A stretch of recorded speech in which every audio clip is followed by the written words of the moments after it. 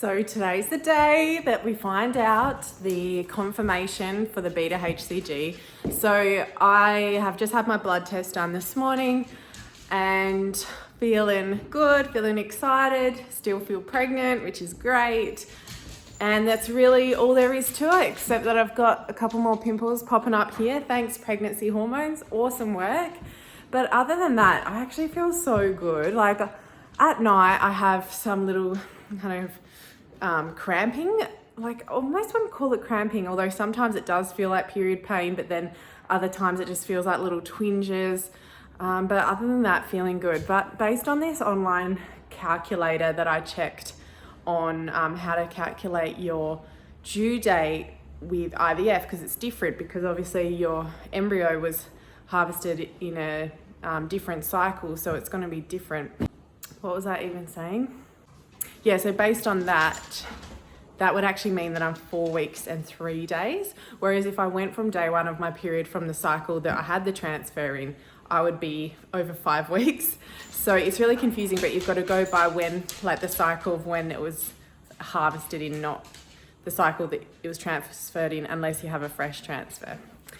I just have to keep myself occupied for the rest of the day, but I'm feeling really confident. I'm not nervous, although, you know, there's always room for bad news, but I try to take the positive road as much as possible and just enjoy the moment. It's 2:30, I had my blood test done at 10 a.m. Still haven't heard anything. I don't know how long it takes. I don't even know if it will be today, but tomorrow's a public holiday, so that would be super shit if they didn't. What else do I do? I've already gone and ordered myself a new iPhone. I've gone to the shops. I've got a lot to do, but I'm just procrastinating. I just want to know.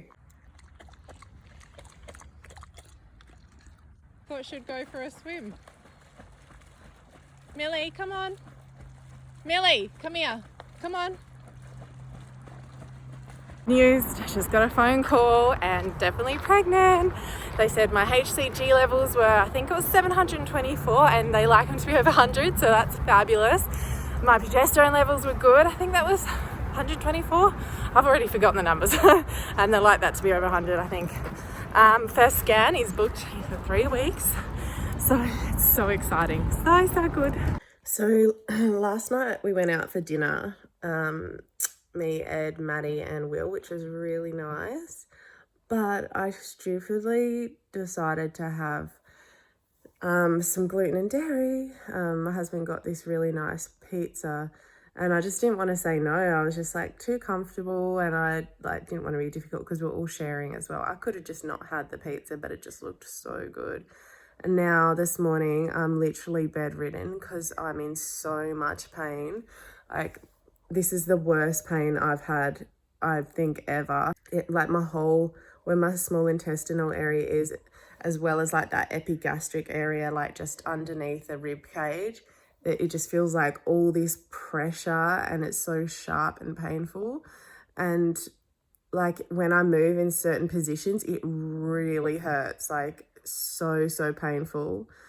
And you can imagine, like, you know, adding that on top of being pregnant, you know, it's a bit worrying because you don't want to do any, you don't want to cause any stress like on your body. So just trying to lay here as still as possible, and hopefully it moves. I've just made some anti-bloat tea, hoping that that will just calm things down a little bit, but this pain is so full on. Like, it's really just so sharp. It just feels like, I don't know if you've ever had, it's just like these waves. It's so painful.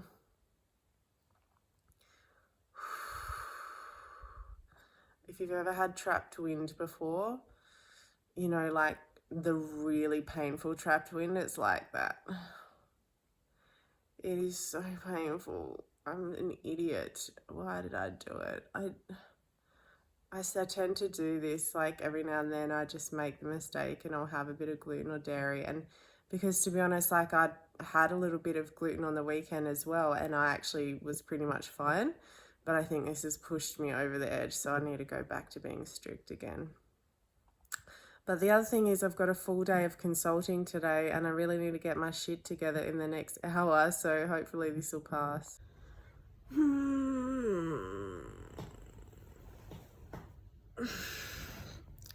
Feeling a little bit unwell this morning. It feels like a mixture of the starting of period pain, IBS and nausea, and it's kind of like my body's like doesn't know which one to choose. So I'm just laying in bed. My husband's just made me some tea, which is nice, so hopefully that'll help settle it a little bit. I feel really hungry too, so it's like, what do I do? Actually throughout the night I woke up at one point and had this like wave of like a mix between period pain and IBS, but again it's just like the onset, like, and then it just goes away.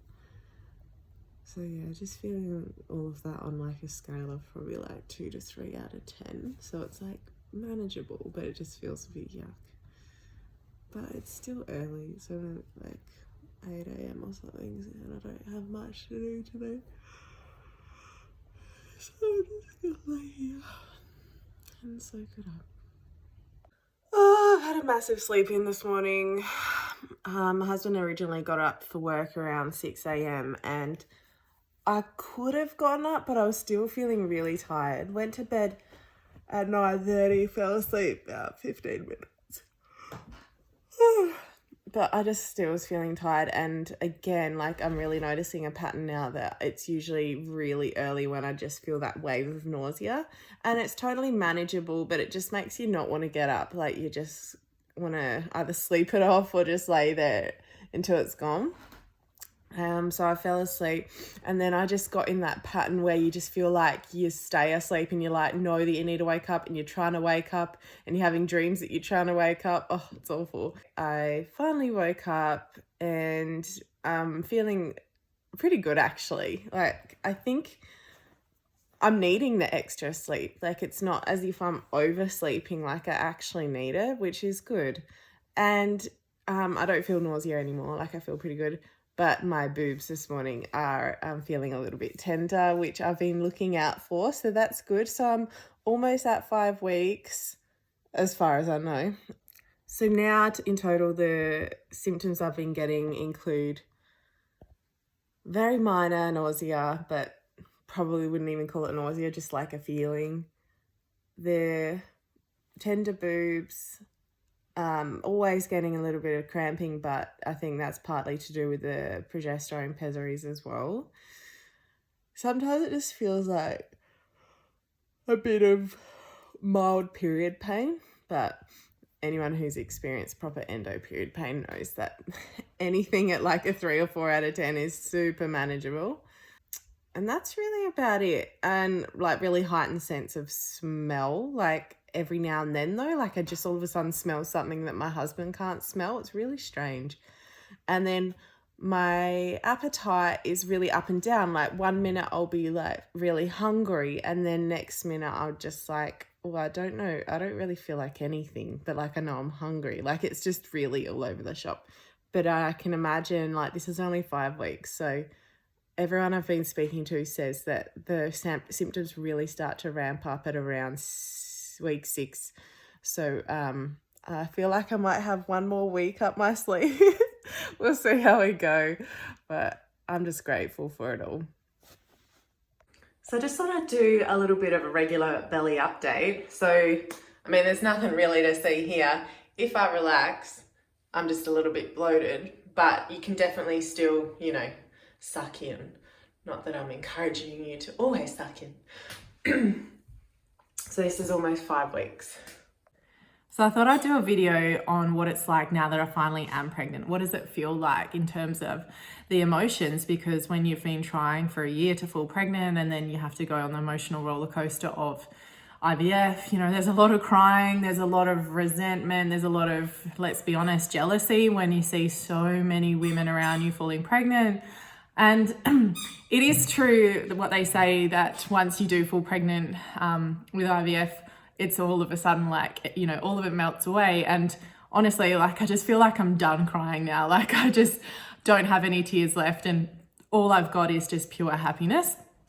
But one thing I certainly do still feel like, you know, that feeling of a little bit, I can't even think of the word to describe it, but you know, you do still feel a little bit upset that you weren't able to fall pregnant naturally. You know, when there are like other people around you who did, you just wonder like, what would it be like to fall pregnant naturally? And so there is definitely that, but at the same time, you're just so grateful for it. And even just like the waves of nausea, the shortness of breath, the tiredness, like you're just so grateful for it because you did have to try harder to get to that stage.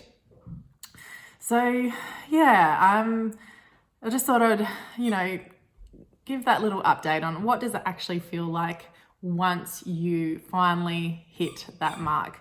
The other thing is too, everyone kept warning me, oh, like, you know, it doesn't stop once you fall pregnant, you know, then there'll be the anxiety of like, are you going to be able to carry to full term? Like, what if you miscarry? What if something goes wrong, you know, throughout the pregnancy? And for me, I'm only just under 5 weeks. So I still have a lot of that to go.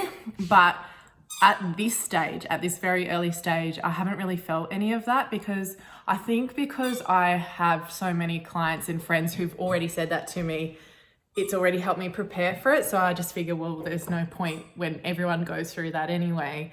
But at the same time, you know, I'm still just in that infancy, like in that early stage. So it's too early for me to make those calls because, you know, in 2 weeks' time, I could be an absolute mess.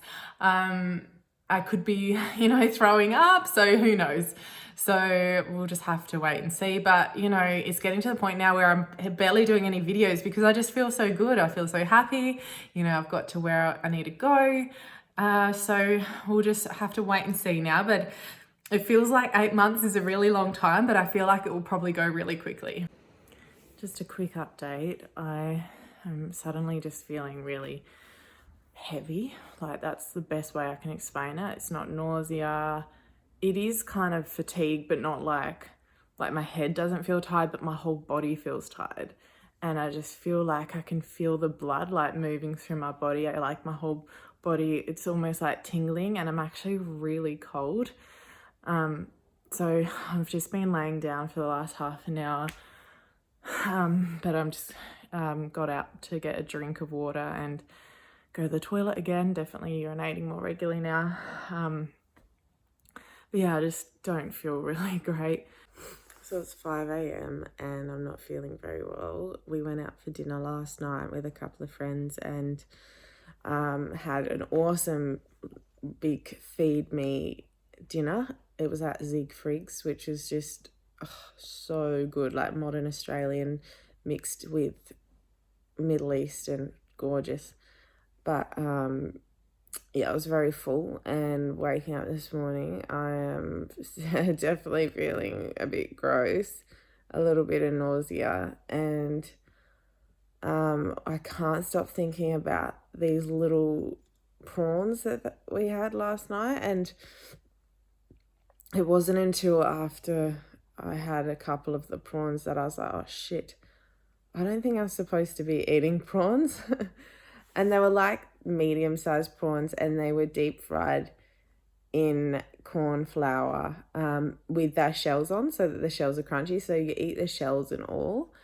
But now, like, thinking about them, it's like making me feel sick thinking about them. And I don't know whether that's just like because like I'm associating it with something that I shouldn't have, and now I'm like overthinking it. So I got up and had some, have made some ginger tea. My husband just went to work as well, and that's also why I woke up, because he got up.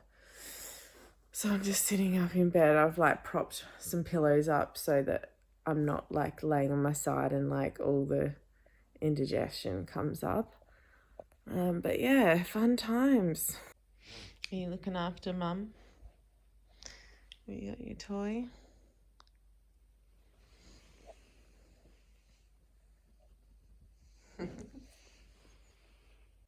So it's 5:41 now, and the nausea's definitely gone. The ginger tea's actually been helping really well. I think if anything, it also helps to get the taste out of your mouth. And I feel like sometimes the taste in your mouth is what can cause a bit of nausea as well.